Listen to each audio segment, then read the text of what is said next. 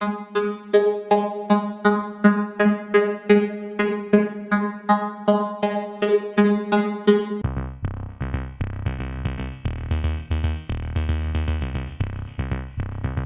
going on, dudes and dudettes? So, yes, USC gets a 2022 four-star commit in a cornerback out of Las Vegas named Fabian Ross. He's definitely one of the talented players coming out next year on the West Coast. So, luckily, USC was able to get him.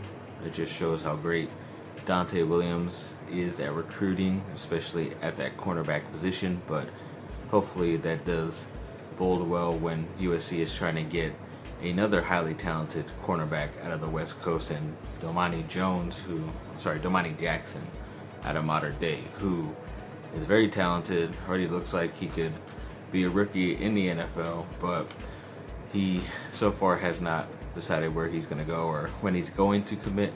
But yeah, he was very happy and glad that Fabian Ross chose USC, so hopefully that's some good positiveness towards him wanting to come to USC as well.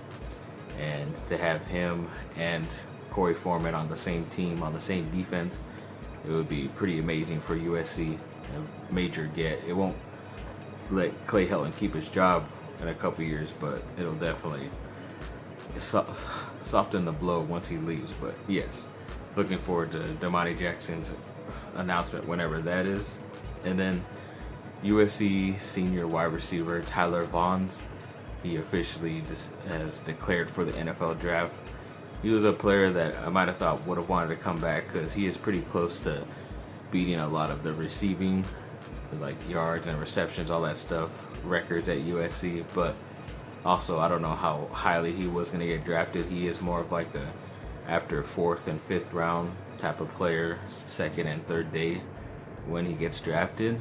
But he must have gotten some good news and felt like he didn't have to stay at USC anymore to prove himself. So I always thought he was very talented coming out of high school, and he never really had the option to go off at USC just because there was always some other great player. But he did his part, and he was still great at it. I always thought he was like a little bit smaller version of AJ Green at times, but yeah, I think he's still going to be a great 3rd and 4th man receiver on any team in the NFL. So good luck to him, and we'll see where he goes.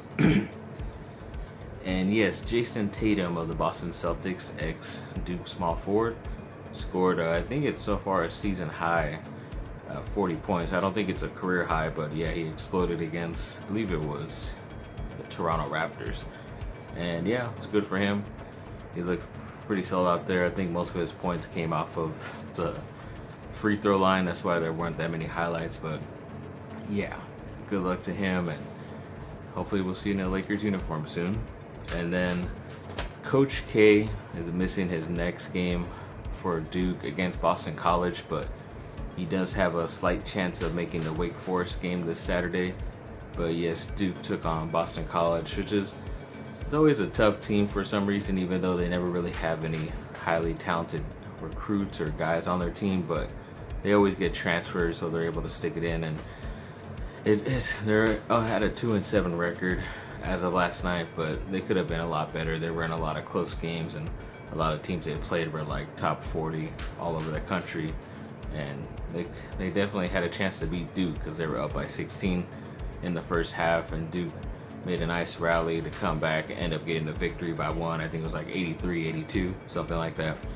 But yeah, luckily Duke did get that win in John Shire's first game as the interim head coach for Coach K.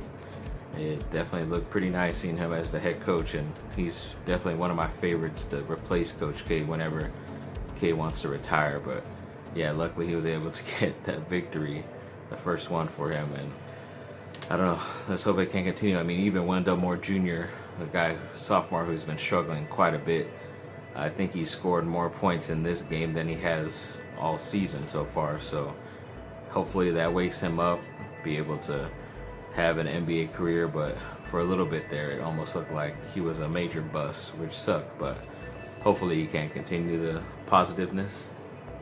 Then Graham Harrell, the USC offensive coordinator, has been recently interviewed, or is in talks to interview for the head coaching job at Boise State.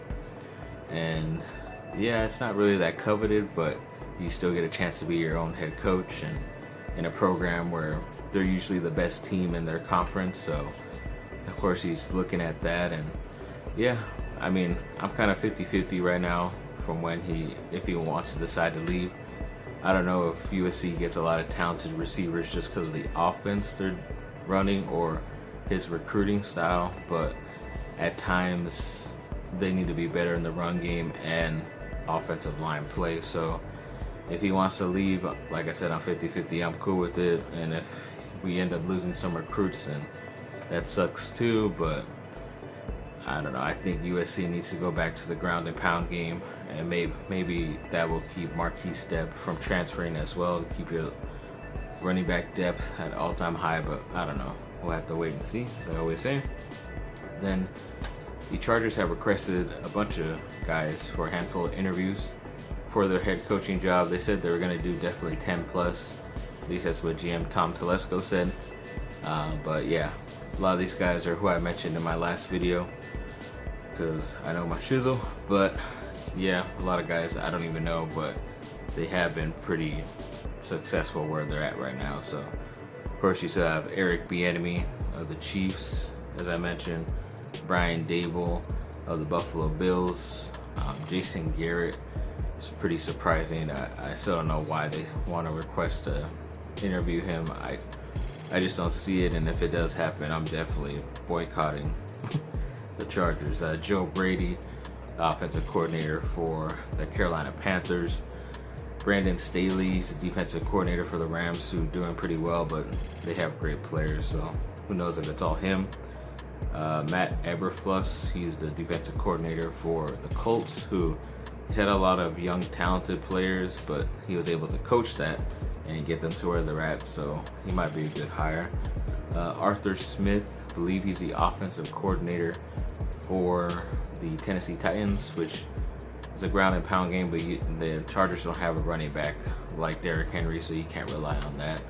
And then lastly, Robert Saleh, the defensive coordinator of the 49ers, who is definitely one of my favorite coaches out there, and hopefully he'll be the next Chargers head coach. But right now, yes, Lakers, they played against Memphis, their final of a 2-2 home series on the road. So they had already played them earlier in the week. They won, and luckily they're able to get this victory as well. Once again, kind of just coasting, letting the game come to them, and then eventually end up getting the victory at the end. LeBron closed it out. But actually both LeBron and AD did really well. They, I think, altogether scored 52 points, so 26 apiece, which is great. Whenever that duo can score above 50, it's pretty much a guaranteed win from what I've seen from the stats. But yeah, LeBron had like 26, 11 rebounds, 7 assists. AD had 26 points, 10 rebounds, and 4 assists. So they're doing work. Dennis Schroeder still looks great. I think after thinking about that trade I mentioned the last time, I think I'd rather keep Dennis Schroeder for now. But there's some talk too that Marvin Bagley, an ex-Duke guy who was selected number 2 overall by the Kings, maybe wants to get traded. And I know his dad put it out there on Twitter that he should be traded. Yeah, the Lakers can somehow steal that guy who was a number 2 overall talent. Yeah, I definitely think they should go after that. It's going to be tough because it's in the same division, but you might not even have to trade for him because they might want to get rid of him after the next season because they might not pick up his 5th-year option on his rookie deal. It might be a little bit easier, but I don't know. Maybe we'll see something go because Montrezl Harrell has been all right for them. He's been pretty inconsistent, but still gets the job done. And I think with Marvin Bagley, the 30, have a more athletic version of that, just less defense. But when at Duke, when he played with another good guy like Wendell Carter Jr., he could play defense. So playing next to AD, I think, could be very beneficial for him. But we'll wait and see. So thanks for watching, people. Like and subscribe. Comment down below. Let me know what y'all think. I was gonna wait maybe till after tonight because I think the Lakers play, but I don't know. There's a lot of stuff here and it's around 10 minutes, so I won't torture you guys that much. But yes, like I said, thanks for watching. Have a great rest of your day.